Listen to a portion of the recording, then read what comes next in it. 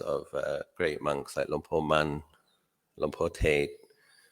Ajahn Lee. When you're a young monk at Wat Pa Nanachat, the international forest monastery, you read these biographies of these great masters, and you start reading about how they get amazing jhanas, and they start to get stream entry experiences, and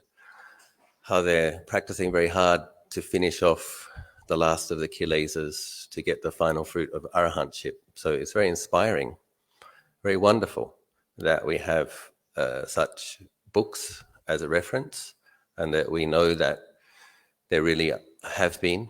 in recent history, monks who have practiced well and nuns who have practiced well and who have got great results. So,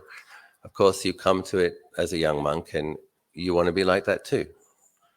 You want to start to experience jhanas and jnanas and sotapanna and nibbana, everything. And so when you get an opportunity for retreat, the community of Wat Nanachat will go off into a jungle area in Ampur Sayok in Kanchanaburi on the border of Burma for 2 or 3 months every year. And so I would go and have this experience of practicing very hard, putting a lot of effort into sitting and walking and chanting, sometimes getting quite peaceful mind states, but then other times getting quite grumpy and irritated and frustrated because practice very hard, try very hard, and experience some peacefulness, but then the next day, grumpy mood, irritation. Well, I'm sure all of you have studied the 5 hindrances.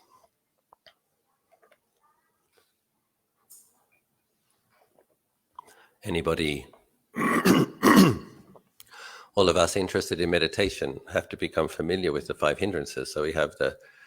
craving for, the sensual craving as the first hindrance, and then you have the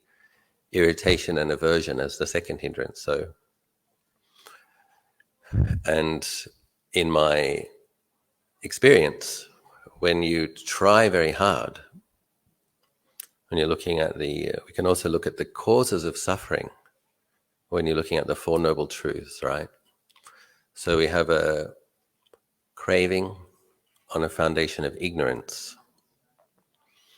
That's actually the cause of suffering. And yet there is an end of suffering, there is nibbana, there is a state that one can experience, a higher reality that one can experience where there's no suffering. And so in the beginning, I think it's inevitable we develop some faith, and we want that. We understand, we see suffering, we recognize there's suffering, we want to put an end to suffering, we want to be just like the Buddha and the Arahants. And so what happens is we bring a lot of desire to that. It's a kind of craving. When you're looking at the Four Noble Truths, the cause of suffering, kama tanha, bhava tanha, vibhava tanha. So sensual craving, craving for being and craving for becoming. So inevitably, we start with the ignorance of a self-view that has suffering, that wants to be free from suffering. And inevitably in the beginning it's like, okay, I will practice hard and I will become a stream enterer, I will get jhana. And of course, there's a lot of ignorance and delusion and craving in the beginning. And so what happened is you practice very hard, put a lot of energy in, a lot of willfulness, with a lot of desire, and I was able to experience some peaceful mind states. But then, of course, the grumpy mind states, the irritated mind states, the impatience also came. So I was very fortunate to meet a great teacher, Thanajananand, my main teacher at Wat Mapjan, after my... explain this first. One of the times when I went into the jungle, Ampur Sayok, Samnak Song Dao Dam, some people may know Ajahn Siri Panyo is the abbot there,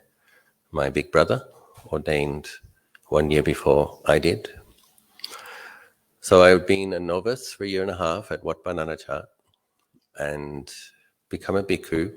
and I went into the jungle area and was practicing very hard. And just as I was saying, sometimes the mind's very spacious, very peaceful. Other times very, very heavy mind states. And so it was my good fortune that Tanajananand came into that jungle area during that time on Tudong with some 5 monks. And I had the opportunity to ask him some questions. I said, Tanachan, another of the hindrances, of course, is doubt. We'll talk about all 5 of the hindrances so far: sensual craving, irritation and aversion, and the 5th one is doubt. So at that time, I did not have doubt in the Buddha or his teachings. I did not have doubt in the existence of arahants, well-practiced monks and nuns. What I had doubt in, though, was my ability to patiently endure, or whether or not I had enough merit, enough parami, accumulated virtue to make it. So because I was confused, I'm keeping very good sila, I'm putting forth a good effort,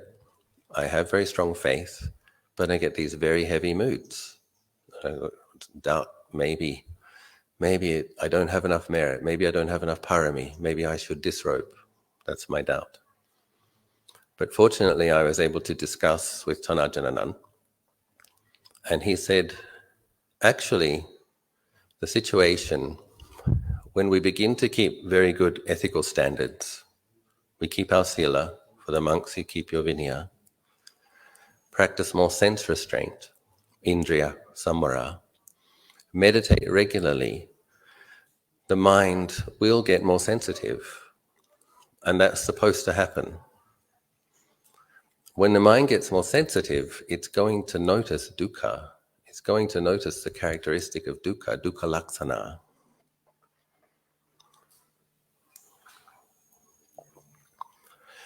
And so this is an important part of the process, but it is painful. And so I was asking Tanajan Kap, I have this experience that I feel very heavy negativity and despair, and I have doubt that I can patiently endure. I have doubt maybe I'm doing something wrong. And Tanajan, I was very lucky that I met him because he gave very good advice. From the wisdom of his own experience, he said, actually he felt similarly at times as a junior monk when he was training with Lompo Cha in Ubon. He said what happens for meditators in the beginning is that sensitivity can develop before equanimity. He said, but actually the perception of seeing so much dukkha is correct. Dukkha, unsatisfactoriness, suffering, is the characteristic of conditions. So when we come to meditate and we see body is full of suffering, emotions, sometimes pleasant, often painful, irritating thoughts that we'd rather not have, but we still have. There's a lot of dukkha in the mind-body experience, especially when the mind becomes more sensitive and we start to pay attention to it. Most people in the world are trying to distract themselves and to ignore it. Meditators come and sit on the cushion, try to be with their breath, and they notice pain in the body, pain in the mind. And so Tanajanand said, it's as though you're in a house which is on fire. And you're on fire too. You're in that house and you're burning with it. And he said, actually, that's the truth. That's the case. But you don't yet have a place to rest. So Tanajan was talking about mindfulness and clear comprehension, the ability to separate out the knowing with clear awareness from that which is known, the experience of dukkha. He said, actually, this is an inevitable stage and something that you have to practice with, and all you can do is patiently endure. But you should have faith. This is normal. This is part of the process. And it is through patiently enduring that the mindfulness gets stronger over a period of time and is able to then separate from that which is known. But Tanajan recommended one other thing. He recommended to me, he said, you do have enough merit. You are practicing correctly. Nothing's going wrong. There is often the experience of suffering that we have to develop patience with. When we look at the Awada Patimokkha, teaching of Lord Buddha in the Jetavana, one of the things he said when laying down the principle of Vinaya, as you know, Lord Buddha teaches Dharma and Vinaya, Dharma and discipline. Lord Buddha said, patient endurance is the supreme incinerator of kilesa. So we do have the root kilesa of greed, we do have the root kilesa of hatred, we have delusion, and we have to patiently endure as we learn about these things and study about these things. So Ajahn said he wanted me to develop metta, Brahmavihara. He said, Ajahn Achalo, for the first 10 minutes of every sitting meditation, I recommend that you spread loving kindness to yourself. And this is a step that many people overlook, and it's actually very important that we don't overlook this, because as I've been talking about, there is suffering and pain in the spiritual path, where one will come across challenges and difficulties when painful karmas ripen, or just with learning about, in the process of purifying the mind, working with painful mind states, painful doubts, the five hindrances, the kilesas, etc. So it's kind of we want to realize not self. We don't want to be a selfish self. We want to realize nibbana and not self, emptiness of self. So the idea that you would spend quite a bit of time loving kindness, spreading loving kindness, developing loving kindness for oneself seems a bit strange. But we have to understand it in terms of sustainability of our practice and in terms of laying the appropriate foundation. So Lord Buddha explains in the Sutra on the 11 benefits of loving kindness. Most people want to experience peacefulness, right? We put a lot of effort into meditating and we want peaceful states. So Lord Buddha explains that in those who cultivate loving kindness, the mind becomes peaceful easily. So Ajahn explained to me that if I would spend the first 10 minutes spreading loving kindness to myself, so that means radiating it inwardly, may I be well, may I be happy, may I be well, may I be happy, and just bringing a pleasant mind state. Lord Buddha also, these Brahmavihara can be described as a divine abiding, a pleasant abiding, a pleasant mind state that we can cultivate and abide in and trust. Lord Buddha says it's wholesome. So when we establish that, then we now have something that we can do when things are difficult. You can have loving kindness for yourself. When we do the chanting, may I be free from suffering, may all beings be well, may all beings be happy, may I be well, may I be happy, we have to acknowledge that we are one being, conventionally speaking, in samsara, not yet liberated, who still has suffering.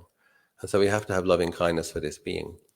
With that as the foundation, then you spread loving kindness to teachers, relatives, friends. Then you train in including neutral beings. Then you train in including difficult beings, enemies, finally all beings. But the first step is important, because when you come to the meditation cushion, whatever five hindrances are present, they all have some pain associated with them. Sensual craving is painful. Irritation and aversion is painful. Restlessness and worry is painful. Sloth and torpor is painful. Doubts are painful. And so when we cultivate some samatha practices, a pleasant mind state that we can place in the mind, generate, give rise to, then it makes our bhavana more pleasant. And if you want to sit a lot, if you want to cultivate a lot, it's helpful if you can enjoy it. It's more likely that you will meditate more if you learn how to enjoy it. So Ajah's advice is very helpful. As a one pansa monk, Ajahn told me, spread loving kindness to yourself for the first 5 to 10 minutes, then to your teachers, and to some friends, and then do your breath meditation.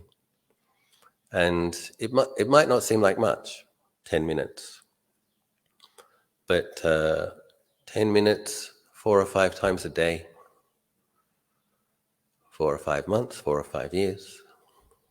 25 years, then this practice gains a momentum and it becomes something that one can rely upon or pick up. It's a bit like a walking stick when you're walking on a trail. This is a wholesome thing that you can depend upon, something that you can hold, which is skillful. So later, many years passed, and I still wasn't an arahant, and still wanted to have amazing insights and amazing samadhi. And I started to go and practice in Bodh Gaya. And many of you have probably been, and many of you will know that Bodh Gaya is a noisy place, and it can be cold in the morning and hot in the day, insects, bugs, sometimes bad smells, a lot of smoke, incense and things, and loud groups. I noticed when I was meditating in Bodh Gaya, because of the blessings of the Buddha that are there, possibly because of the energy of the faith of the devotees, that when the mind became peaceful, it became more peaceful than normal. But similarly, there would also be irritation and some grumpiness. And just sitting in an open public place for many hours, there's a lot of impingement.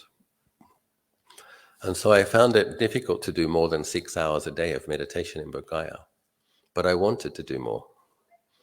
I felt that having received the plane ticket from my students and the accommodation costs and the food, that it would be appropriate to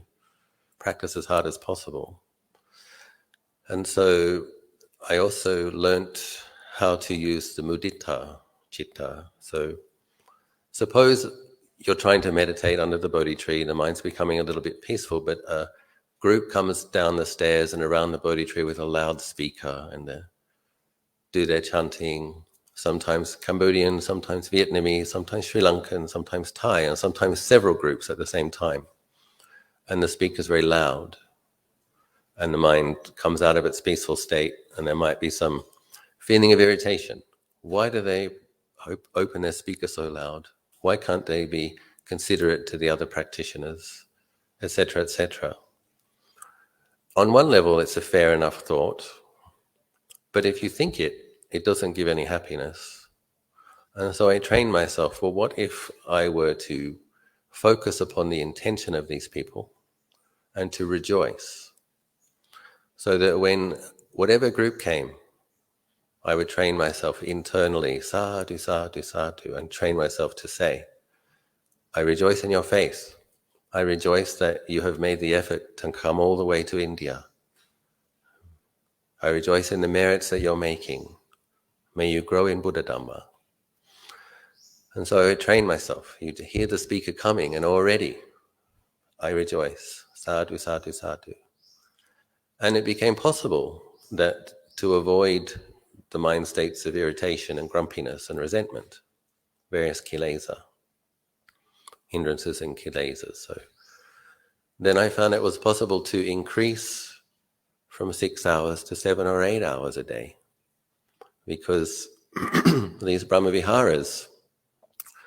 they they give the mind a wholesome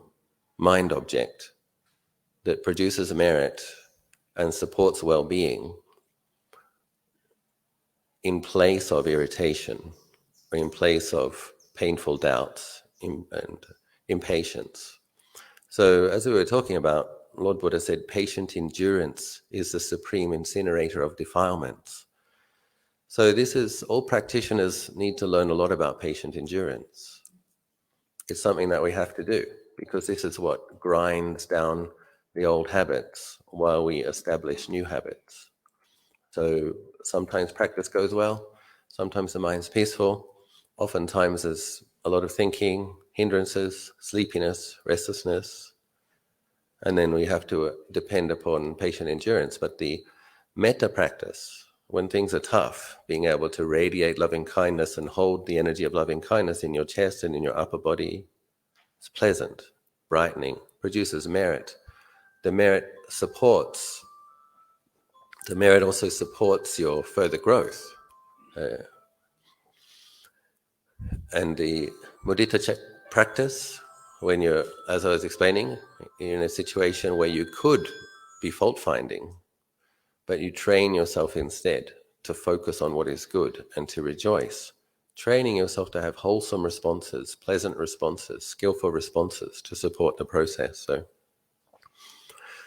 eventually I was able to increase my efforts in Bodh Gaya. I would go back year after year because I have a lot of faith in Lord Buddha, and I enjoy devotional practice, expressing my faith. And as I said, I noticed that when the mind became peaceful in Bodh Gaya, it became more peaceful. So I was very interested to deepen that, explore that, experiment with that. But I said to myself, because you've been to Bodh Gaya a good number of times, and many people can only go one time in a lifetime, some people can't go at all. If I'm going to go every year, then I should increase my efforts. And this is, so I did. I increased my effort from 6 hours a day to 7 hours a day to 8 hours a day to 9 hours a day. And eventually I increased my efforts in Bodh Gaya to 10 hours a day of sitting. And I would do it for 6 weeks.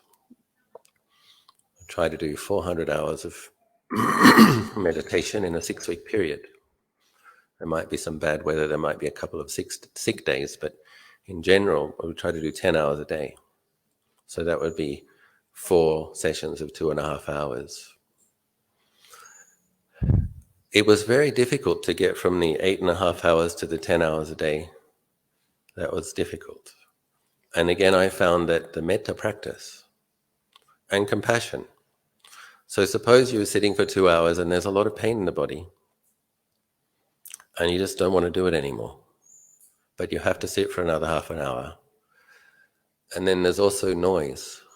some obnoxious, irritating noise, as well as your physical and mental pain. So this is when you can do compassion practice. During at that experience, you're a being that has some suffering. May I be free from suffering.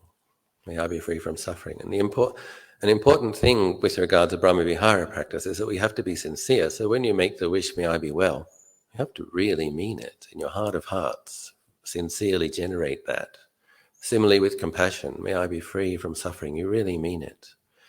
So when there's suffering in the mind, resentment to pain, resentment to impingement, just not wanting to do it anymore, it's a hot experience. And when you give rise to the thought, may I be free from suffering, may I be free from suffering, it's a cool response. And so you're bringing some coolness into this hot experience. And the experience I had many, many times was that these Brahmaviharas practices, metta, karuna, mudita, would help the mind get past its painful mind state. Because as we know, you're all students of Vipassana, all mind states arise, stay for some time and cease. So if we just, and this is why many people will be wondering, why meditate 10 hours a day? Why meditate for 2.5 hours in one session? And the point is this: if you applying these skillful means, these kusala ubaya, the painful mind state would cease. And when the painful mind state ceases, because remember, you're making the effort, be mindful of the in-breath, be mindful of the out-breath, be mindful of the in-breath, be mindful of the out-breath. You're making effort to generate mindfulness, clarify mindfulness, hold the mindfulness in the present moment in the body. Consistently, painful mind states arise, apply a skillful remedy, replacement through opposites, bring the mind to balance, keep the mind in the middle. Luang Por Chah says, Thanajanandan said, keep the mind in the middle, not falling into delighting or aversion. Then when the painful mind state ceases, but the momentum of the mindfulness is good, then you can experience some samadhi, Samma Sati, giving rise to Samma Samadhi,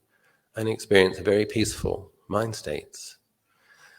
And at the end of the 2.5-hour session, feeling light in body, light in mind, bright, radiant, happy, tranquil, serene, walking off to go and take the meal, or to go to the bathroom, feeling like floating. In Thai they say gai bao, jai bao, light in body and mind. And so in my experience, using these Brahmaviharas as a skillful way to pacify hindrances, bring the mind to a state of balance while increasing efforts in developing the samadhi, then it's very, very helpful.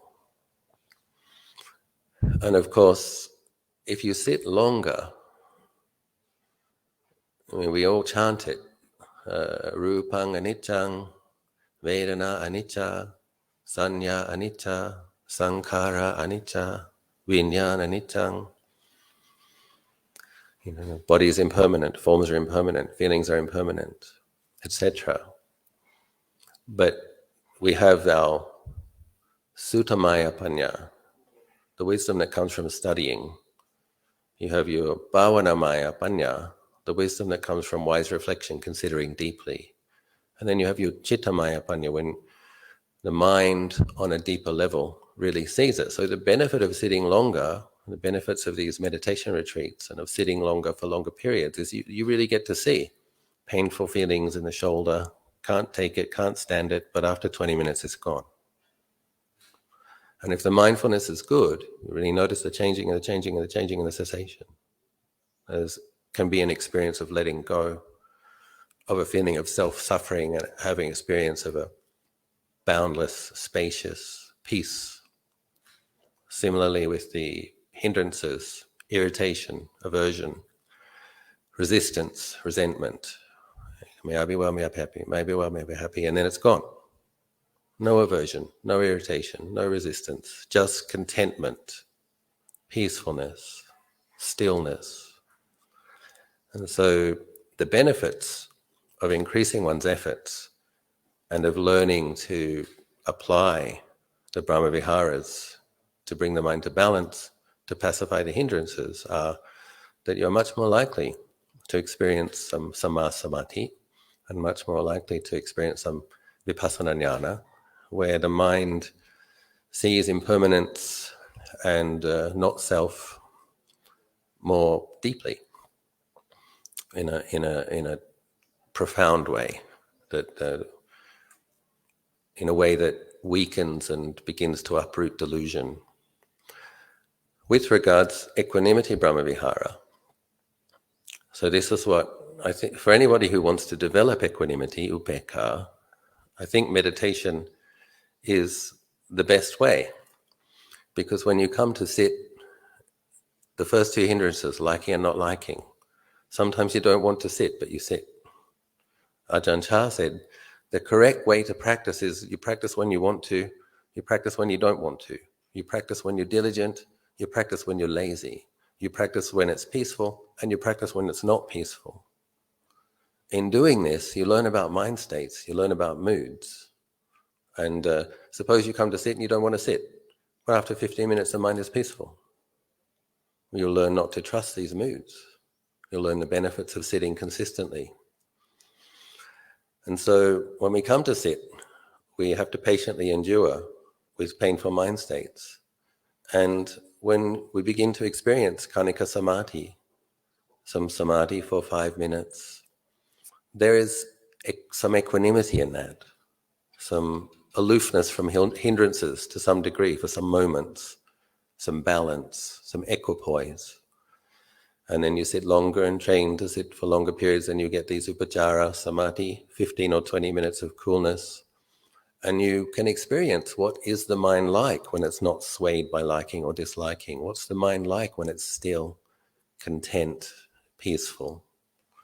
Because people misunderstand equanimity.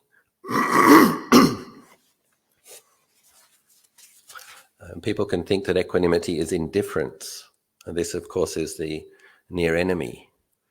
Equanimity, excuse me, equanimity is not indifference. Equanimity is balance, serenity, equipoise. And the more samadhi you experience, the more you have this experience of perceiving mind states arising and ceasing. In the course of practicing many hours of sitting or many hours of walking, you will have the experience of mind states arising and ceasing, arising and ceasing. When you develop this anicca sanya, this awareness that it will cease, it will arise, it will cease, then you don't get deluded by it as much. One can apply a certain amount of mindfulness and clear comprehension, knowing that all mind states will arise and cease. You've seen it hundreds of times, thousands of times, develop some insight into it. So this ability, this capacity to keep the mind in a balanced state, to keep the mind in the middle, to not be deluded by mind states, gets better and better. And so through the process of meditation, when you see these mind states arise and cease, and then you abide in a period of stillness after the mind state ceases, this is the way we learn about what equanimity is. Not liking and not liking, not being swayed to the left or the right, just staying still. And the more samadhi a person can develop, a practitioner can develop, that of course plays an enormously important role later on, because I believe the equanimity in its pure state is the fourth jhana. And from what my teachers have told me, after practitioners become stream enterers, they have to abide in the fourth jhana quite often, because that's what starves what's remaining of liking and not liking. Stay in this state of pure equanimity. And as the kilesa gets thinner and thinner and weaker, the deeper insights, Sakdagami, once returner, Anagami, non-returner, the deeper insights into not self become possible, because the clouding, deluding nature of the kilesa gets weaker and weaker through not feeding liking and not liking, through just staying in the middle, staying still. Yeah. But equanimity Brahmavihara is not easy to develop. One develops equanimity through patiently enduring. And so when I recollect Ajahn Anand's advice to me as a one panta bhikkhu 24 years ago, it was enormously helpful. He explained to me that nothing was going wrong. There is dukkha in spiritual practice as well. One has to patiently endure with that. Lord Buddha says in the Awada Patimokkha that is what's going to burn up the kilesa from your mind. The problem is, we feel like we're burning in that experience. We also feel like we're burning. And so one has to have faith. Okay, Lord Buddha explained that this is patiently enduring plays an important function. It's actually weakening the defilements.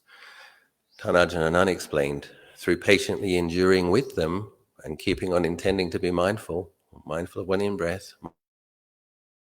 the mindfulness gets stronger and stronger, and the capacity to separate the knowing from the known. And then the ability to develop insight,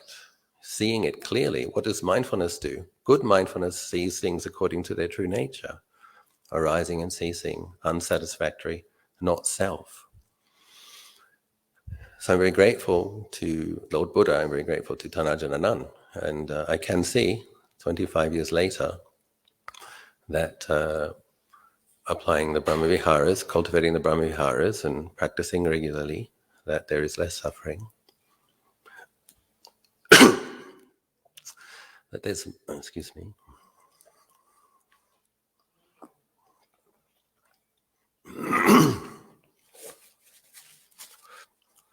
You can see basically that it works. I can see, compared to the amount of suffering I had 25 years ago, the amount of suffering that I have now, I can see that Lord Buddha's teachings on cultivating the Four Brahmaviharas as a support to cultivating mindfulness, clear comprehension and wisdom is effective. And so I encourage you all, I rejoice in your practice and I encourage you all. I hope that something that I've said has been helpful, and also like to give people the opportunity to ask any questions if they'd like to.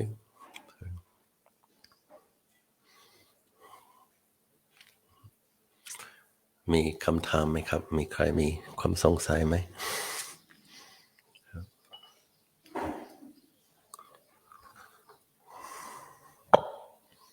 Abhishek? Okay. Could you come here? You bring a microphone. Good to see you here. Nice.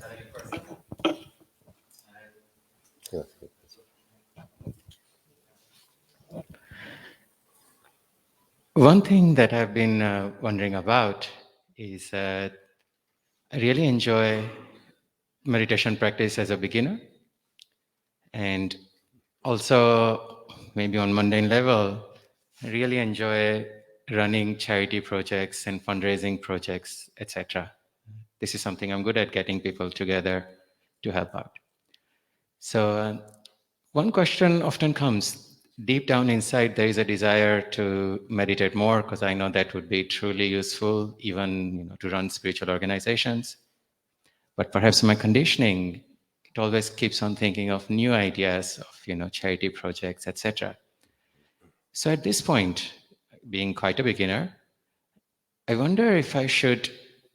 encourage myself or slightly force myself to be more in silent and seclusion and just to meditate more, which doesn't come so naturally. Or should I perhaps focus on doing all the charity work, etc., and try to just be a householder of 5 precepts and try to think of, this could be my whole eightfold path. So if you could give some guidance around that would be great. Yeah, thank you. So I think a way to look at it is obviously bringing people together, doing charity and supporting spiritual situations is meritorious, it's good, it's wholesome. I think one thing to be mindful of is the opportunity to do dana and to build other parami virtues. One has that opportunity throughout samsara if one is born as a Hindu or a Christian or a Muslim or various religions, Jains, etc., Sikhs, whatever it is. But when you meet the Buddha's teachings on the Four Noble Truths, it's important to understand that that's rare and difficult to come in contact with. And so for myself, I would say you better knuckle down and do some practice. And one way to do that is, I wouldn't say abandon your projects, but I would be strict with a minimum amount of daily practice that you just have to do, no matter how busy you are. So you give it a different level of importance. So whatever your project is, however important the deadlines are and all of the logistics are, you now understand that your meditation practice is more important. You just change the priority. So suppose you're going to do 45 minutes twice a day. You just absolutely have to do that. It's not negotiable anymore.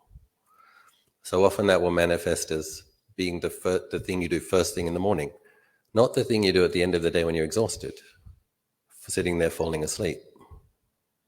So before you check your phone,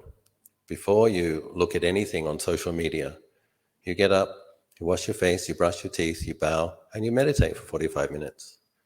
That's going to increase your chances of bringing mindfulness into your daily activities. And then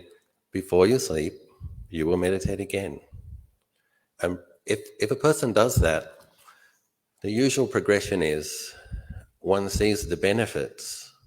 if you are consistent. At first you have to force yourself. But if you do it consistently, you see the benefits, then normally one wants to do more. And in terms of developing a good quality of resilient mindfulness that will start to see the characteristics according to their nature with more clarity, it needs to be 3 times a day. But I wouldn't force myself to do 3 times a day in the beginning. I would force myself to do the 45 minutes in the morning. Absolutely non-negotiable. And then add a half an hour before sleeping. After 6 months, it's 45 in the morning, 45 at night. After a year, try to do some in the afternoon, even if it's 15 minutes. And I think what normally happens is, Lord Buddha explains that peacefulness is the highest happiness. So once you start to, what will happen is, because of the consistency in your practice, you will start to experience peacefulness sometimes. And then you can compare the happiness that comes from being generous and a good person with the happiness that comes from being still and peaceful with a bright, content mind.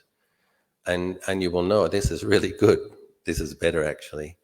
And the generous activities support that. The merit will support the process. But it's simply a matter of making the determination, the commitment to be consistent. And then you'll derive the results of that. And normally one wants to do more. And probably the projects scale down. Opportunities for retreats, you'll start to take them. But we need to make that minimum daily commitment and be really firm with yourself about it. That's what I would recommend anyway. Perfect, Ajahn. Just briefly, yeah, this makes perfect sense. Thank you. And perhaps I'm kind of at this transition point, so to speak. I can very comfortably do, let's say, 3-4 hours practice a day. Wonderful. But I'm trying to go from there straight to, when I see all these inspiring monks and nuns, to go sort of 10 hours a day. And that's where the thing is happening. But one point really is stuck there is, I can now clearly see, because I have some wonderful experiences of, feeling peaceful or spontaneous feeling of metta and, nice, pleasant sensations and all of that. But it's almost a guilty feeling, because now I can see that it's so peaceful and so satisfying. And like, oh, but these charity projects, like the fundraising project we're doing in Myanmar, I'm like, oh man, I can help 100 people feed in Myanmar through our mindfulness project. But it just seems kind of selfish. I'm like, oh, but I'm so peaceful, in this, I don't know, Brahmavihara Well, I type of think, state. look at in Lord Buddha's 84,000 Dhamma verses, he never criticized a peaceful person as being selfish. He never said, you selfish person abiding in peacefulness, go and feed the starving people. He never said it. He said,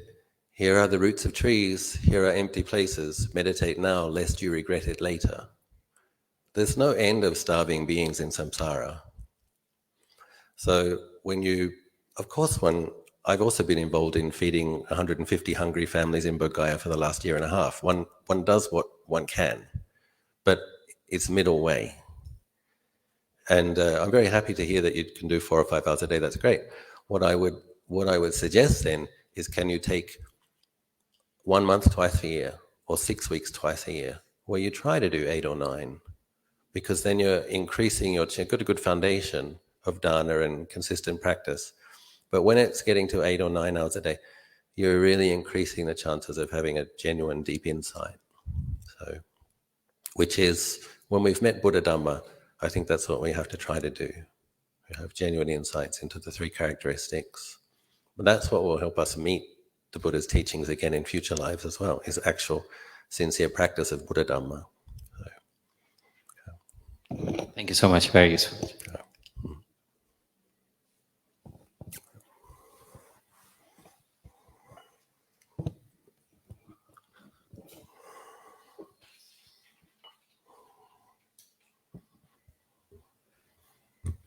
So is there any other question from our practitioners? It would be a great opportunity for you, because Prajahn is here to encourage and give you, if you have any question in your mind during your practice, please feel free to ask now.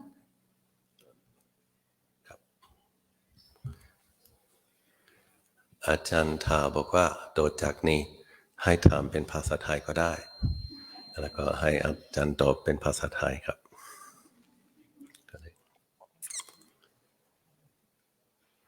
พระพุทธเจ้าเคยกล่าวว่าเหตุหนึ่งที่ทำให้คนเกิดเป็นคนฉลาดคือต้องถามผู้มีปัญญาก่อนจะเกิดเป็นคนฉลาดด้วยต้องกล้าถาม คนไทยมันจะไม่ค่อยกล้ามันจะชอบเขียนมากกว่า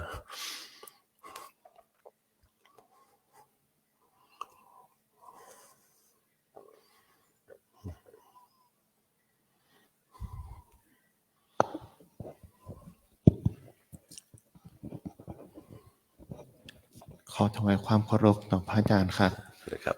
กระผมเป็นแฟนคลับของพระอาจารย์นะครับ ได้เจอพระอาจารย์ตัวจริงๆแล้ว ผมขอถามในฐานะที่พระอาจารย์เป็นลูกศิษย์ของหลวงปู่ชา ผมขอถามว่าทำไมหลวงปู่ชาถึงเป็นที่รู้จักของพระต่างประเทศแล้วก็เกือบทั่วโลก โดยทั้งที่หลวงปู่ชาก็พูดภาษาอังกฤษไม่ได้นะครับผมขอ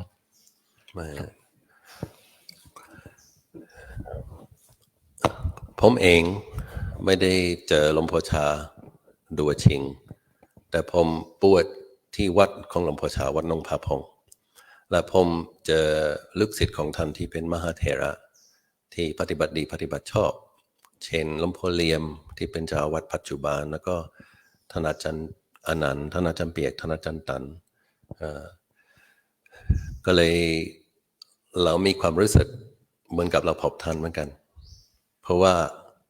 ได้อยู่ในวัดที่มีขอวัดที่ท่านตั้งไว้แล้วก็ได้อ่านหนังสือที่พระฝรั่งรุ่งแรกช่วยกันแปลก็เลยในที่สุดก็มีฝันถึงบ้างนิมิตถึงบ้างก็มีก็เลยมีความรู้สึกแบบ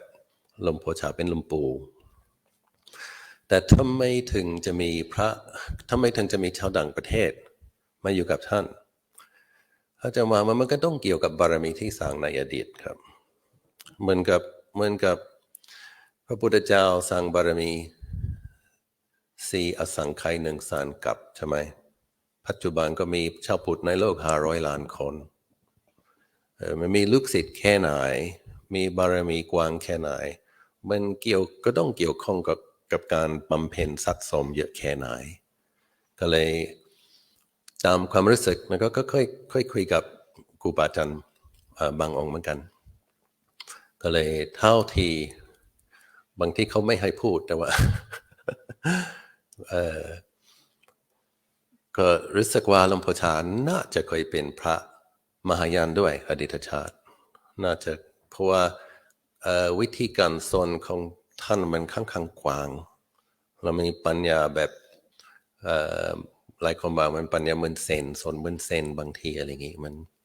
เหมือนศาสนาเซนก็เลยแต่ที่พระต่างประเทศรุ่นแรกบวชที่อื่นอาจารย์พัสโนอาจารย์เวรดามโมอาจารย์มนินโดอาจารย์สเมโดแล้วมีความสงสัยก็หลวงพ่อสเมโดมากราบหลวงพ่อชาแล้วก็ภาษาไทยยังไม่มั่นคงยังไม่แข็งแรงก็เลยสิ่งที่เห็นกับตาธรรมดาคือความสง่างามความเรียบร้อยความสำรวมของท่านและก็ลูกศิษย์ท่านแค่เข้าไปในวัดปลายไม้กวาดแล้วเรียบร้อยเข้าไปในห้องน้ำสะอาดเข้าไปที่ไหนก็เรียบร้อยหมดเลยก็นี่ก็เป็นสิ่งที่น่าเชื่อถืออยู่แล้วแค่ใช้ความสังเกตเฉยๆถ้าลูกศิษย์เพ่งแต่ว่าพระขาวสามเณรพระนาวกะเรียบร้อยหมดถ้าลูกศิษย์เรียบร้อยขนาดนี้ครูบาอาจารย์ต้องเรียบร้อยขนาดไหนแล้วก็เข้าไปกราบท่านก็ท่านก็แผ่เมตตาท่านก็ใจร้อนอยู่แล้วมีความสงสัยอะไรมากไหมอึดอัดศรัทธาพระพุทธเจ้าอยากเป็นพระยังไม่มีครูบาอาจารย์ที่เป็นหลักที่เป็นที่พึงสงสัยเยอะไปกราบท่านแผ่เมตตาก็รู้สึกเย็นขนาดยังคุยกันไม่รู้เรื่องแต่เขาไปไกลชิดท่านก็รู้สึกเย็นอันนี้ขนาดภาษาไทยยังไม่ลึกซึ้งถ้าหากว่าเราอยู่ในคอวัดระเบียบของท่านก็เป็นโอกาสที่จะได้ดูตัวเองที่วัดพระพงษ์ธรรมวัดเช้าที่35ต้องไปถ้าไม่ไปไม่ได้ฉันวันนั้นมือเดียวด้วยก็เลยถ้าหากว่าเคร่งครัดขนาดนั้นก็เราก็จะเห็นว่าเราก็จะต้องมีความขยันนะรุ่นแรกถ้าไม่เข้มแข็งถ้าไม่สู้ก็อยู่ไม่ได้หรอกรุ่นแรกที่ไปอยู่กับหลวงพ่อชายังไงก็ต้องเก่งทุกคนนี่แหละ เพราะว่ามันอาหารบางทีมันไม่สมบูรณ์ บางทีเขาก็ผสมในบาตรด้วย ไม่อร่อยด้วย มือเดียว บางทีวันพระหลวงพ่อชาจะเทศก็มีกระติดน้ำมามีโกโก้มีกาแฟมา พระตื่นเต้นกิเลสเกิดขึ้นอยากดื่มกาแฟท่านเทศ4 ชั่วโมงรอถึงกาแฟแล้วก็โกโก้เย็นแล้วไม่มีใครเอาแล้วมีแต่คนอยากไปนอนท่านจะนิมนต์ฉันโกโก้มันเป็นวิธีสอนแบบไม่มีทางเลือกต้องนั่งตรงนั้นต้องดูความอยากได้ต้องดังตรงนั้นต้องดูความอารมณ์ไม่ชอบลำพูดตอนนี้ไม่ชอบต้องไม่ต้องทำอย่างนี้ก็เห็นนิวรณ์แรกนิวรณ์ที่2ท่านก็เทสุดท้ายก็คามนิวรณ์ผ่านนิวรณ์สงบนอนก็ได้ไม่นอนก็ได้กินกาแฟก็ได้ไม่กินกาแฟก็ได้อยู่กับหลวงปู่ก็ท่านพาปฏิบัติด้วยไงแต่มันก็ถามว่าทรมานก็ มีนะเท่าที่ได้ยินครับแต่ท่านทำเหมือนกับท่านพูดไงท่านบอกว่าขยันก็ทำขี้เกียจก็ทำสงบก็ทำไม่สงบก็ท่านก็ทำพระออกมากวาดใบไม้หลวงปู่ก็มากวาดใบไม้ท่านก็พระก็ต้องอยู่4-5 ชั่วโมงหลวงปู่ก็อยู่พาไปสุดท้ายก็เขาเห็นการปฏิบัติของท่านแล้วก็เคารพแล้วก็ท่านก็บังคับให้ดูจิตบังคับเห็นเกิดแล้วก็อยู่แล้วก็ดับไม่มีทางเลือกมันต้องหักกุศลอุบายอะไรสักอย่างถึงจะคามนิวรณ์ถึงจะแต่ที่เขามีศรัทธาในหลวงปู่เขาอยู่ได้เพราะว่าท่านเองก็เรียบร้อยแล้วก็เมตตามากได้ยินว่าท่านเมตตาพระฝรั่งพิเศษพระต่างประเทศท่านก็เมตตานะยิ้มพูดตลกพระไทยมานะบูดไม่ค่อยจะท่านก็เมตตาทุกคนนี่แหละแต่ท่านก็รู้ว่าฝรั่งน่าจะมีโดสจริตเยอะและน่าจะมีความสงสัยเยอะก็เลยต้องเมตตาเขาพระไทยก็ศรัทธาเยอะอยู่แล้วก็ให้เขาเข้มแข็งหน่อยก็อันนั้นก็เป็นปัญญาของท่านก็จะรู้ แต่ละคนมันมีจริตนิสัยแบบไหนท่านก็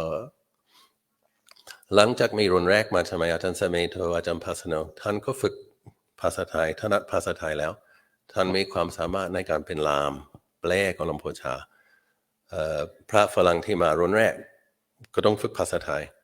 มาหลังจากนั้นอาจารย์ชาให้อาจารย์เสเมโทไปตั้งวัดนานาชาติก็จะได้ใช้ภาษาอังกฤษเป็นหลักแต่อาจารย์เสเมโทแปลการเทศของหลวงพ่อชาให้ชาวต่างประเทศเข้าใจว่า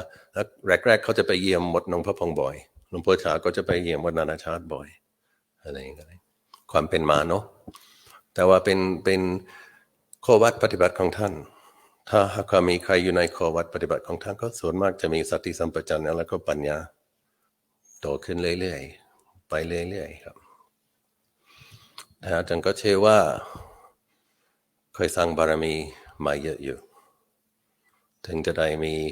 ชื่อเสียงทั่วโลกในเอกลักษณ์ของปัญญาของหลวงพ่อชาแปลเป็นภาษาไหนคนอ่านก็ได้ประโยชน์ตอนนี้เขากำลังแปลเป็นภาษาจีนหลายเล่มแปลเป็นภาษาโปรตุเกสคนก็อ่านก็เข้าใจเขาก็ว่าเข้าใจง่ายแต่ว่ามันลึกซึ้งนั่นก็เป็นเอกลักษณ์ของปัญญาของหลวงปู่ปัญญาบารมีบำเพ็ญมานานครับตอนนี้รู้สึกว่ามีในเมืองไทย300 สาขาเมืองนอกอีก30 กว่าอะไร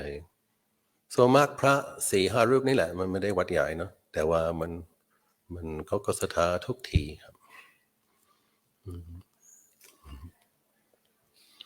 ขอถามอีกคำถามหนึ่งครับครับ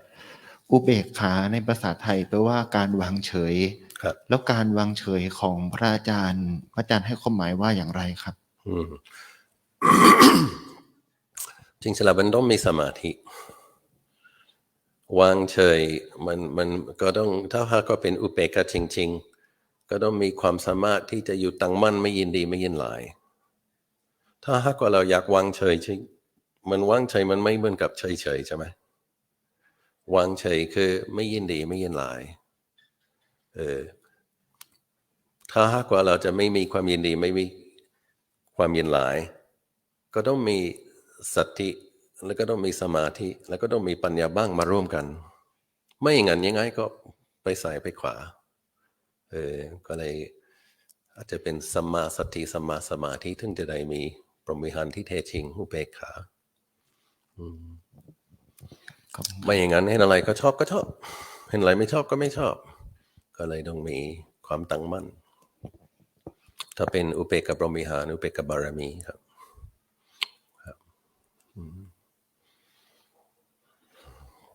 ค่ะลำดับถัดไปค่ะเป็นคำถามจากทางบ้านเจ้าค่ะพระอาจารย์ค่ะ so next we have a question from Facebook Live that many participants are watching from their home. A question from Makshin CTK. He asks that, Phra Ajahn, what advice could you give to those lay people that keep postponing meditation practice at old age? They think their present hectic life full of responsibilities and distractions does not support meditation. They think it will be easier to learn meditation at old age. ใช่ The problem is even when you're young you come to sit you're going to have pain in your body and you're going to have some sleepiness. When you get older you're going to have more pain in your body and more sleepiness. So if you think you're going to practice when you're old, it's heedless. The best thing to do is practice today however much you can and keep increasing over time so that when you get older you actually have the patient endurance and the strong mindfulness to be able to sit with painful feelings and deepen your insight as practice gets harder. The other thing, of course, is it would be good to look at the current statistics of how many people get cancer. You know, I think it's like 1 in 5 people now. So it's like you have a 20% chance of catching cancer, getting cancer. So cancer is painful. Chemotherapy is painful. Radiotherapy is painful. And so if you think you're going to wait till you get older and you retire, well, what about if you get sick? You have a 1 in 5 chance of being very sick. Actually, you want to have practiced a lot before then so that you can practice through sickness and through old age. You know, a lot of people get arthritic pain in their necks and their backs and their fingers and various things. So I notice myself that if I travel and I come back, I'm 49 and a half, about to be 50. So when you're in your 30s, 1 day for the tiredness to go.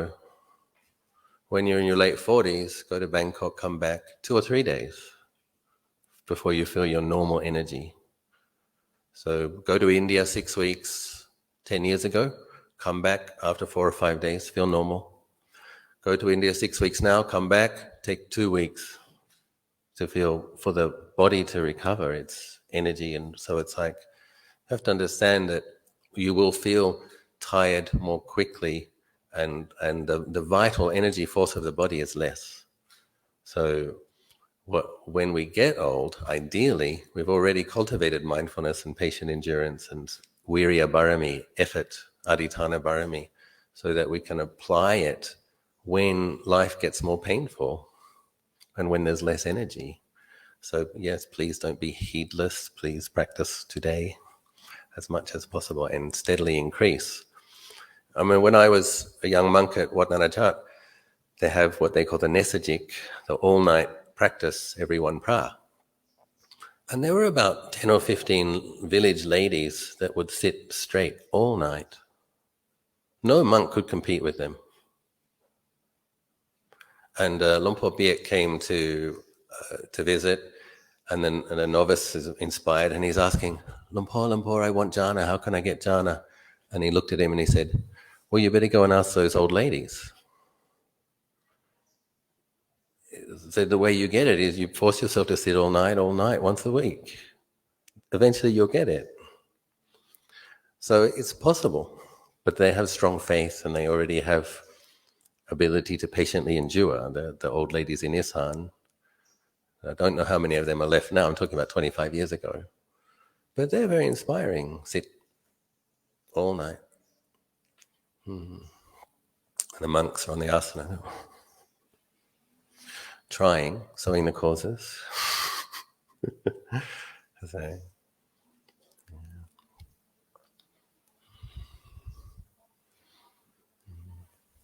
Yes, thank you, Venerable. And so, any other question from both Thai and foreign practitioners here? ขอโอกาสกับพระอาจารย์พระอาจารย์มีคือโยมก็มีความรู้สึกว่าจากการอ่านปฏิปทาของพ่อแม่ครูบาอาจารย์ทุกท่านนะคะก็คือท่านต้องปฏิบัติอย่างหนักนะคะเพื่อให้ได้มรรคผลนะเจ้าค่ะแล้วพระอาจารย์แต่มันเหมือนกับว่าตอนนี้เหมือนกับพระอาจารย์มีความคิดเห็นอย่างไรกับการที่บอกว่าเราสามารถปฏิบัติในชีวิตประจำวันแล้วก็คือสามารถจะบรรลุธรรมได้ในชีวิตประจำวันในสภาวะของปัจจุบันนะเจ้าค่ะสถานการณ์ปัจจุบันเจ้าค่ะ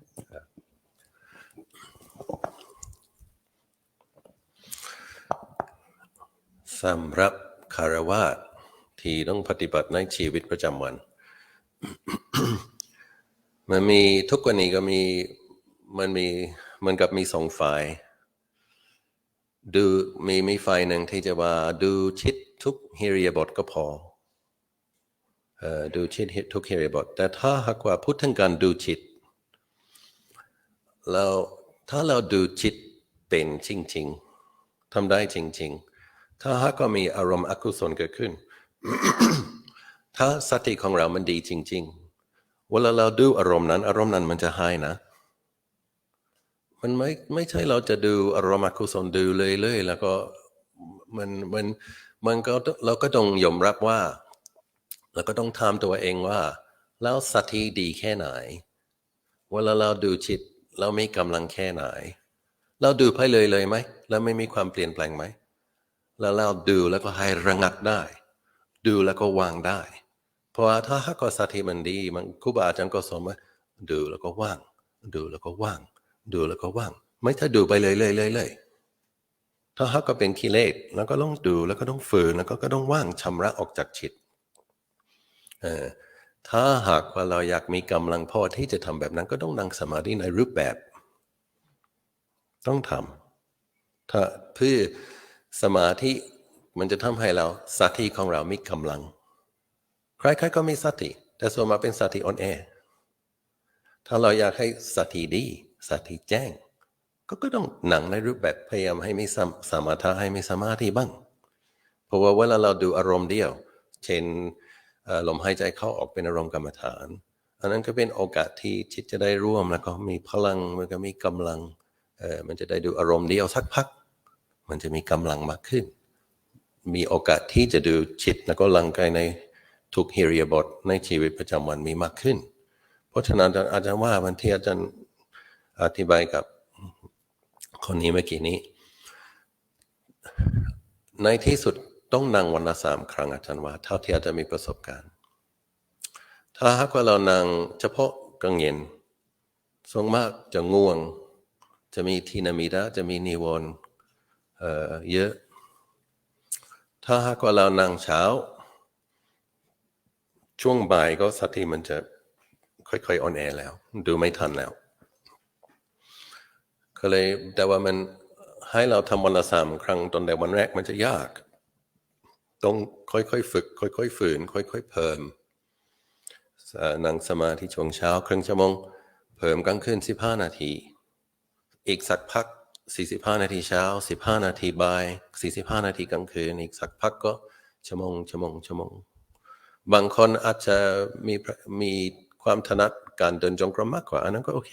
เดินจงกรมก็ได้ถ้ามีความปวดในร่างกายเยอะอะไรอย่างนี้ก็เดินได้แต่ประเด็นคือเวลาเราเดินเราก็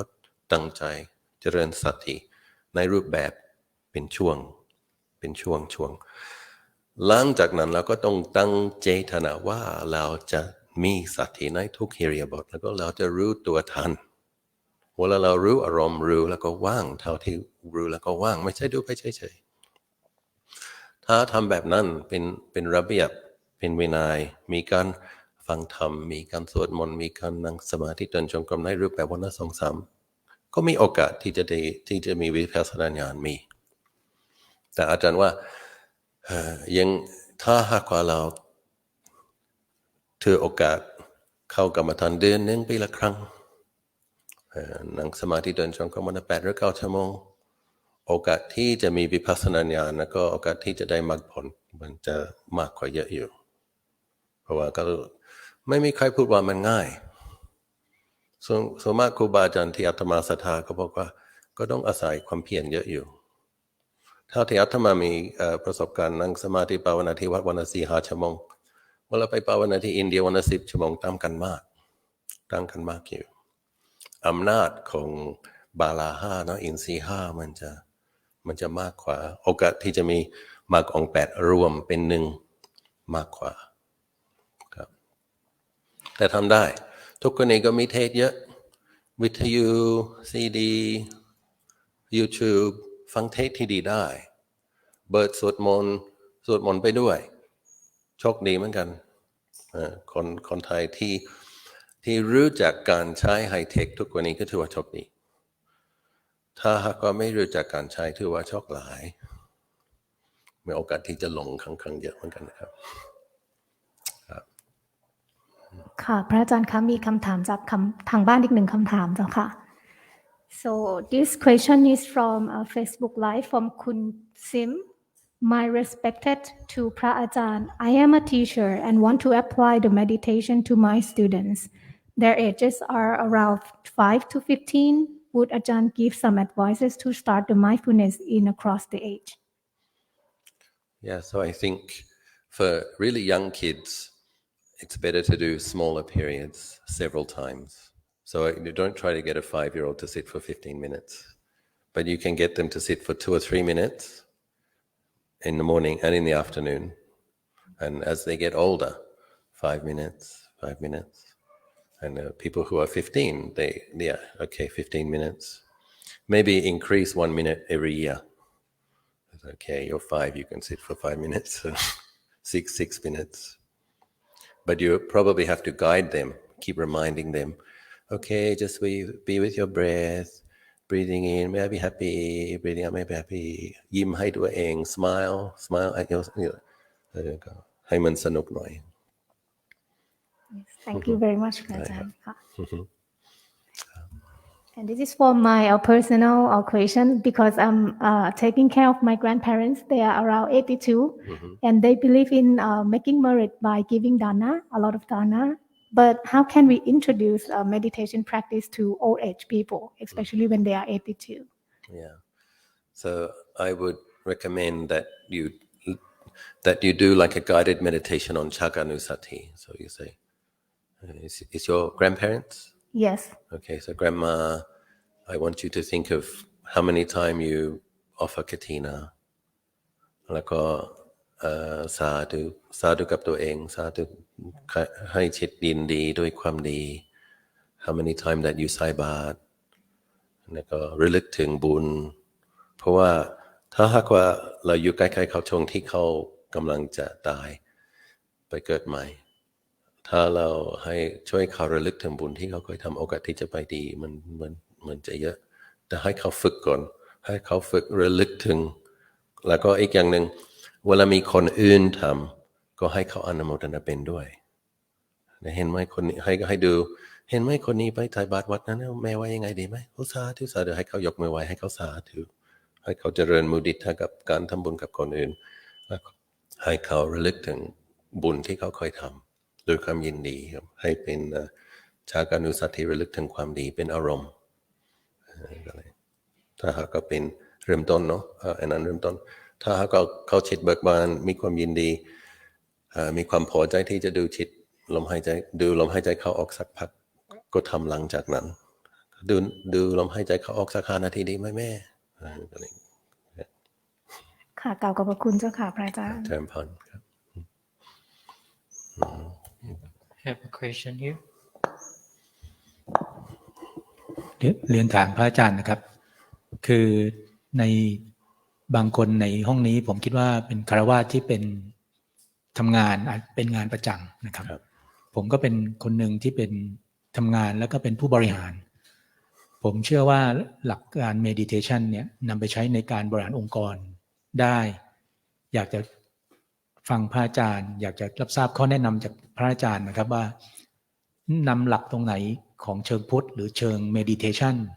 หรือพระอาจารย์มีข้อแนะนำอะไรดีๆในการที่ให้ผู้บริหารเนี่ยนำตรงนี้ไปใช้ในการบริหารองค์กรให้เกิดองค์กรคุณธรรมนะครับคือที่พูดเมื่อกี้นี้คือต้องนั่งสมาธิช่วงเช้าก่อนทำอย่างอื่นถ้าหากว่าเราอยากมีสติในชีวิตประจำวันเราก็อยากดูอารมณ์แล้วก็รู้อารมณ์ทันแล้วก็ต้องตั้งสติดีๆตั้งแต่เช้าสำคัญแล้วก็ถ้าหากว่าไม่ได้ทำสติจะดูไม่ทันมันไม่มีอำนาจพอก็เลยคนไทยส่วนมากเท่าที่อาตมาสังเกตต้องนอนเร็วขึ้นแล้วก็ตื่นเร็วขึ้นก็ทุกวันนี้ชอบเล่นโซเชียลทั้งเที่ยงคืนที่หนึ่งส่วนมากคนไทยไม่มีใครเล่นไลน์เก่งกับคนไทยมากที่สุดในโลกนะเล่นไลน์นะคนไทยเนาะเขาชอบพวกคาร์ตูนเนาะมันสนุกก็เลยต้องมีระเบียบนอน4 ทุ่มตื่นที่5สวดมนต์นั่งสมาธิโอกาสที่จะมีสติในชีวิตประจำวันจะดีกว่าแล้วก็ทุกวันนี้แต่ก่อนครูบาอาจารย์จะแนะนำคำบริกรรมพุทโธพ่อแม่ครูบาอาจารย์ของอาตมาท่านอาจารย์บอกว่าทุกวันนี้พุทโธไม่อยู่หรอกโซเชียลมันเยอะเล่นไลน์ก็เยอะส่องฉีดนกเยอะมีอะไรมากระทบเยอะทุกวันนี้ท่านก็แนะนำให้สวดอิติปิโสเลยมันจะได้ไม่ไล่คำแล้วก็จะได้เร็วแล้วก็ให้มีที่นับให้ทั้งวัน108สมมติว่าเรามีโอกาสเข้าห้องน้ำสมมติว่าเรากำลังเดินอิติปิโสภะคะวะรังท่องในช่วงนั้นจะไม่ฟุ้งซ่านมันจะเป็นโอกาสที่จะได้กลับจิตแล้วก็แต่อาตมามีลูกศิษย์คนหนึ่งพี่โลกทำ108 รอบวันละมีลูกศิษย์ที่กรุงเทพที่เป็นผู้บริหารMD Managing Director ทำอิติปิโส108วันละ2 รอบในช่วงเขาก็มีประชุมบางที่คนนั้นพูดอะไรเขาไม่ตรงฟังเขาก็ท่องอิติปิโสภะคะวะรังสัมมาท่องเบาๆนับเดินทางเดินนับนี่อาตมาอยู่กับต้นไม้อาตมาอยู่กับพระอาตมาไม่มีชีวิตแบบนั้นก็เลยตัวเองไม่รู้ว่ามันมีประโยชน์จริงไหมแต่ข้าวบอกว่ามันมีประโยชน์จริงเขาไม่ลูกน้อง100 คนเขามีประชุมถึง3 ทุ่มก็มีกำไรเหมือนกันเนาะเขาก็ถือว่ามันคุ้มการทำเพราะว่ามันมีกำไรได้ทำบุญเยอะได้สร้างบารมีทานบารมีสำหรับอาตมาไม่ไหวเหมือนกันอยากอยู่เงียบๆดีกว่าแต่ว่าเขาบอกว่าการท่องอิติปิโสแล้วก็นับเขาให้มีเป้าหมายต้องวันละ2 รอบ108 2 รอบเขาบอกว่าสติดีกว่าอารมณ์งุดงิดน้อยกว่าเวลาลูกน้องวางตัวในลักษณะแบบไม่เรียบร้อยไม่รู้เรื่องโมโหน้อยกว่าเขาก็คุมอารมณ์ได้เร็วกว่ารักษาอารมณ์กุศลได้มากกว่าก็เลยลองดูก็ได้เนาะถ้าหากว่า108มันเยอะไปน้อยก็เพราะว่าเวลาถนัดมันก็ทำได้เร็วไงแต่ยังไม่ถนัดก็เอาวันละ36ก่อนก็3 วันก็ได้108ใช่ไหมเวลาเราเห็นประโยชน์ก็เพิ่ม36ก็ทำเป็น2 รอบอะไรอย่างนี้ลองดูเนาะขอบคุณครับแล้วก่อนต้องการนอนก่อนนั่งสมาธิสวดมนต์ก่อนสวดมนต์เป็นเพราะอะไรเพราะว่าถ้าเรามานั่งถ้าเราไม่ง่วงเราจะคิดเรื่องสิ่งที่เกิดขึ้นในวันนั้นสิ่งที่มากระทบแต่ถ้าหากว่าเราสวดสักครึ่งชั่วโมงหลังจากครูมาไม่นั่งเราไม่ได้คิดเรื่องกลางวันแล้วเราเอาไปใช้สัญญาอารมณ์นึกถึงพระพุทธพระธรรมพระสงฆ์มันเป็นเหมือนกับเปลี่ยนเกียร์ชิฟเกียร์จากคิดธุรกิจคิดเรื่องงานคิดเรื่องลูกน้องชิฟเกียร์ก็คิดเรื่องพระพุทธพระธรรมพระสงฆ์สวดธรรมจักรกับพระวัฒนสูตรวันพระอะไรอย่างนี้หลังจากสวดมนต์โอกาสที่จะสงบมันมากกว่าก็เลยสวดมนต์ก่อนแล้วก็นั่งต่อกลางคืนครับช่วงเช้าอาจจะไม่ต้องสวดมนต์ก็ได้เพราะว่ามันพักแล้วจิตอาจจะเบิกบานก็ให้แต่ทางง่วงก็สวด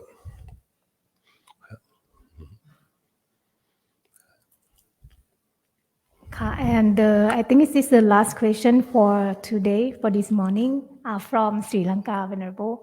Namaste, พระอาจารย์ I am Venerable Yen Yen from Sri Lanka. How can we develop a mindfulness cultivation while the hatred arises? Doing what, sorry? Doing... How can we develop mindfulness while the hatred or dosa arises? For the dosa jarit, Pra Buddha Jao, he recommended that we have to develop the metta. So for someone who has a strong angry tendency, then, as I've been saying to many people, we have to bring the mind to a state of clarity and wholesomeness in the morning. So for someone who has a strong dosa tendency, then they spread loving kindness to themselves and to other beings. Do it for half an hour in the morning and then set the intention. I will not get angry today. You have to set the intention strongly. And if I do get angry, I will not speak with anger, or I will not act with anger. So that you have to put the opposite, the opponent force, you have to establish that so that you have the energy to engage when you meet it.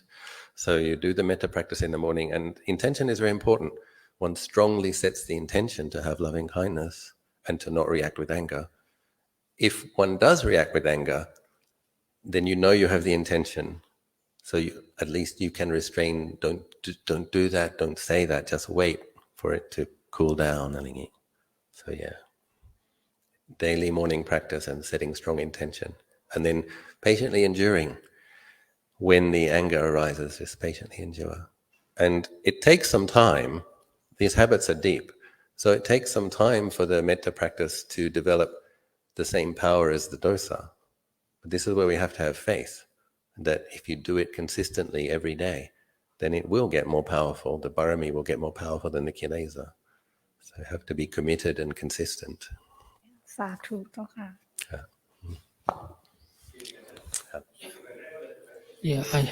Okay, Kap. Good morning, Ajahn. Morning. Yeah. So like we are Buddhist society, we learn the Karuna, Metta, Mudita, Upekka from Tipitakas and from the monks. So my question is that how we teach this to non-Buddhist people and how to teach them how to apply in daily life.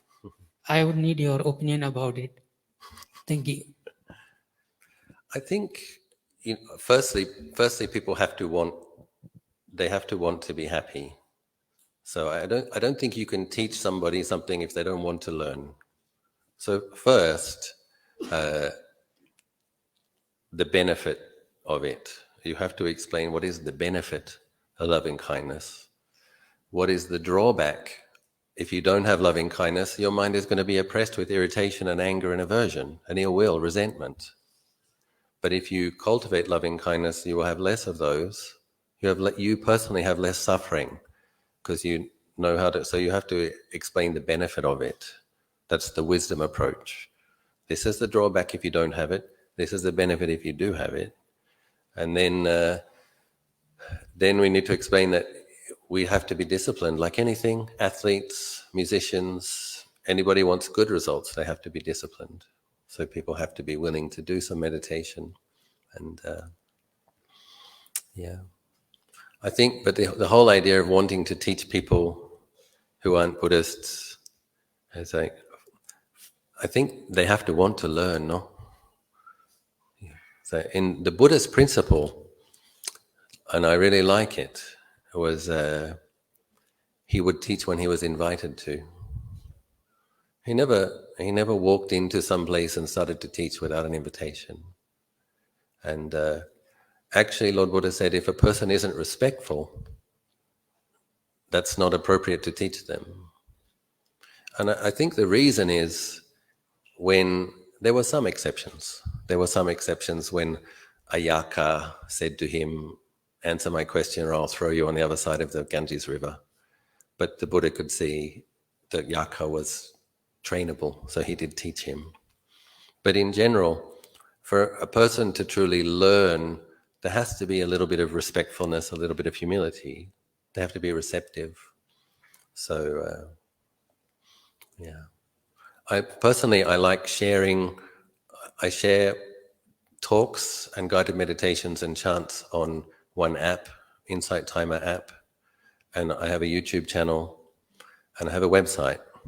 And what I like about that is it's available for free for anybody, whether they're respectful or not. Anybody can go and listen. So it's like, for myself, I put it out there, but it is presented in a Buddhist context. But that's one way you kind of can formulate a teaching, the drawbacks of not having loving kindness, the benefits of having loving kindness, and you can put it out on these forums. Some people will find them and find them helpful.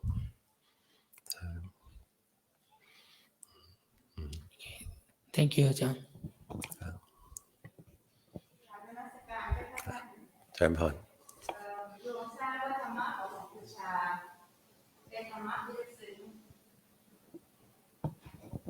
กราบนมัสการเจ้าค่ะโยมทราบว่าธรรมะของหลวงปู่ชาท่านเป็นธรรมะที่ลึกซึ้งแล้วก็มากด้วยปัญญา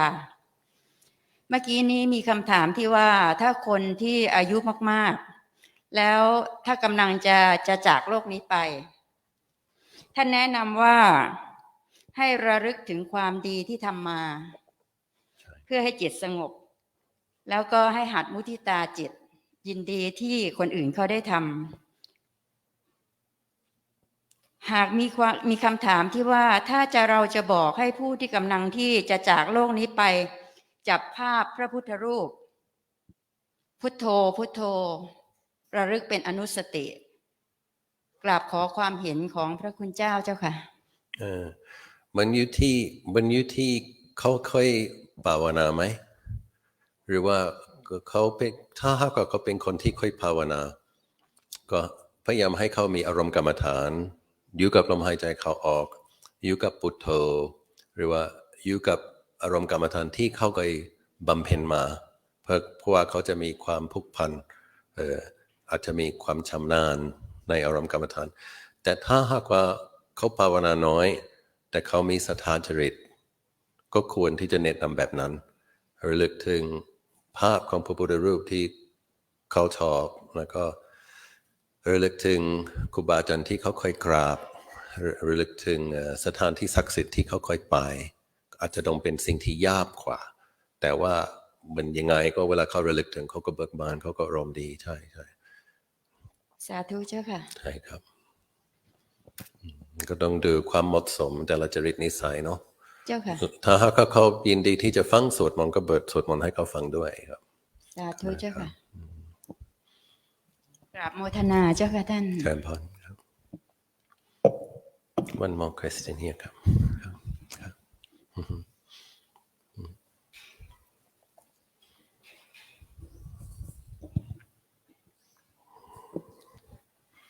กราบนมัสการพระอาจารย์ครับผมสักครั้งครับก็ผมมีความศรัทธาในพุทธศาสนา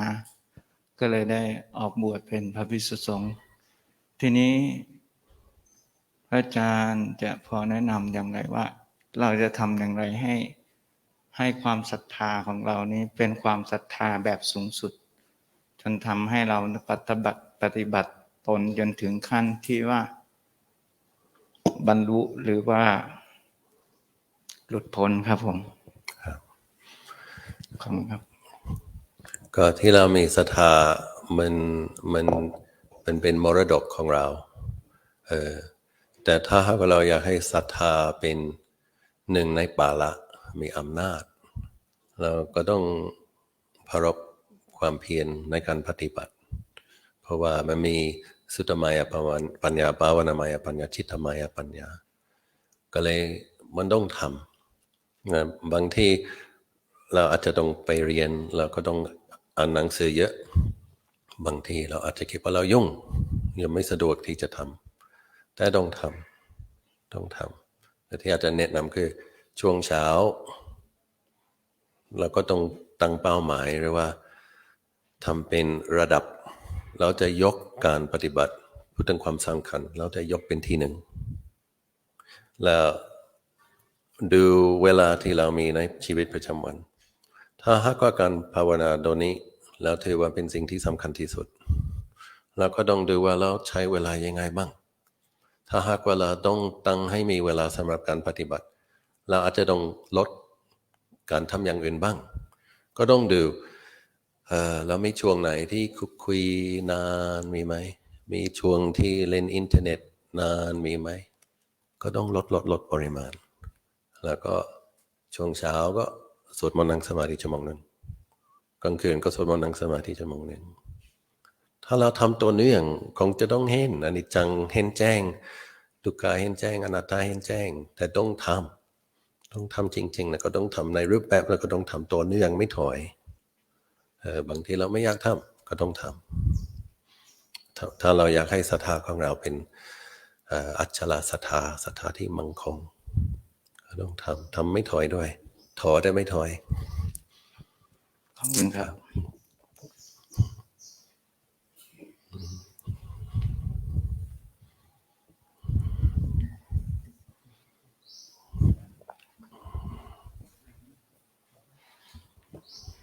กราบนมัสการค่ะ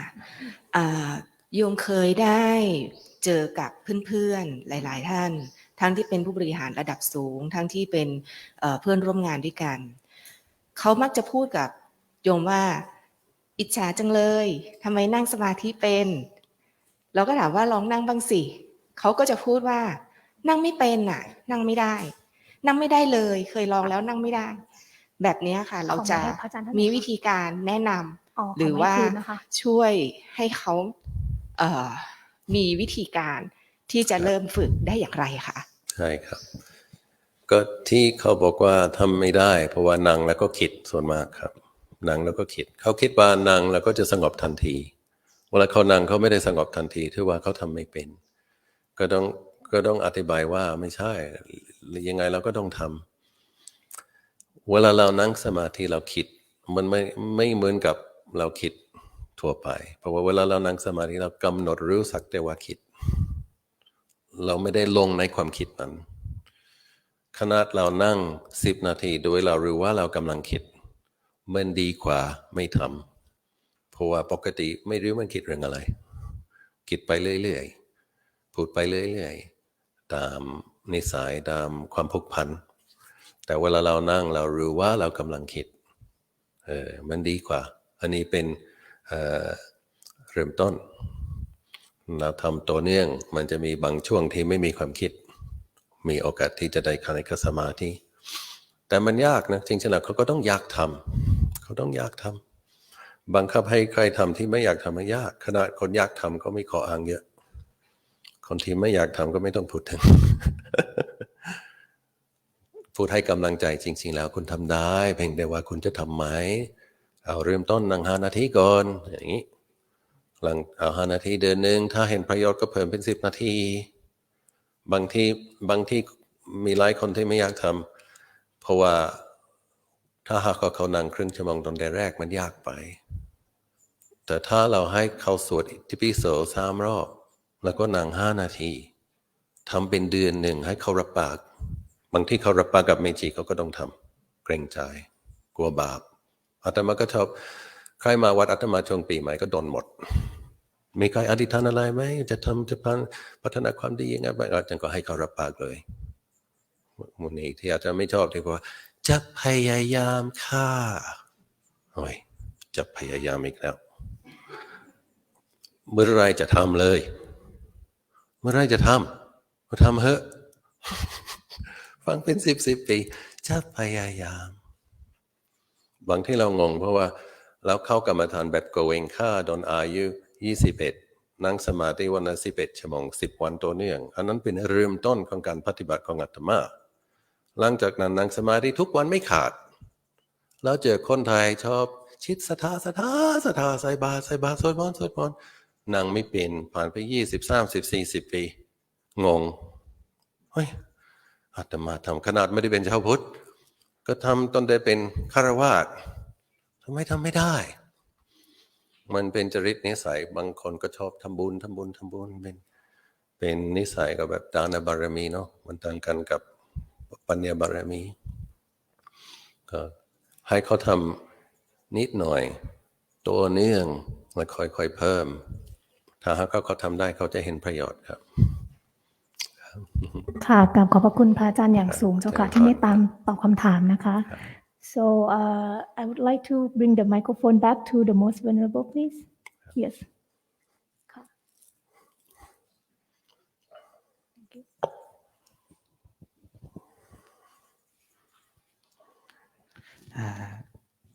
On behalf of all practitioners, so I would like to say thank you so much for your kindness, most venerable Phra Vajirayannamuni or Ajahn Achalo Bhikkhu for giving the Dhamma talk for today. So your Dhamma talk is very useful and helpful for us to practice insight meditation, and hope that in your meditation, your Dhamma talk, all practitioners can apply your Dhamma talk to practice and more effectively. Right. Finally, I would like to invite representative of practitioners to offer the gift to ท่านอาจารย์ท้ายที่สุดก็จะขอเชิญตัวแทนนิสิตนะครับได้ถวายไทยธรรมนะครับแก่ท่านพระอาจารย์ขอเชิญนายสุภกิจบุญเลี้ยงนิสิตหลักสูตรสันติศึกษาปริญญาเอกได้น้อมนำเครื่องไทยทานได้มาถวายแต่ท่านพระอาจารย์ครับ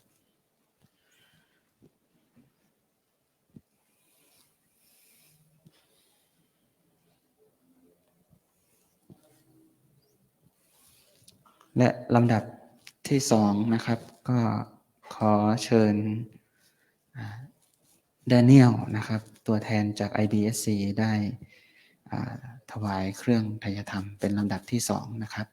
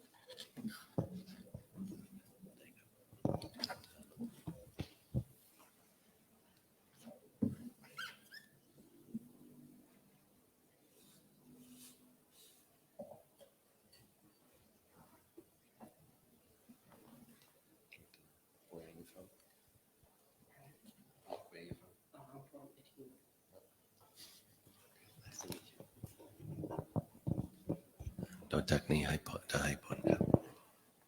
ส่วนอนุโมทนาด้วยทุกคนเนาะยะถาปริวหาปุราปริปุเรนติสากรังเอวะเมวะอิโตตินังเปทนังอุปคัปปติอิจิตังปฏิตังทุมหังคิปะเมวะสมิจจตุสัมเปปุเรนตุสังกปาจันโดปนรสโสยถามณิโจติรสโสยถาสัพพิติโยวิวัชชันตุสัพพะโรโควินาศตุมาเทปวันตวันตรายโยสุขีติกายุโกภวะอภิวาทนาสิลิสานิจังวุตาปจายโนจัตตารโอธัมมาวัฏันติอายุวันโนสุขังปาลังภวตุสัพพมังคลังรักขันตุสัพพเทวตาสัพพพุทธานุภาเวนะสัพพธัมมานุภาเวนะสัพพสังฆานุภาเวนะสันตโสทิภวันตุเท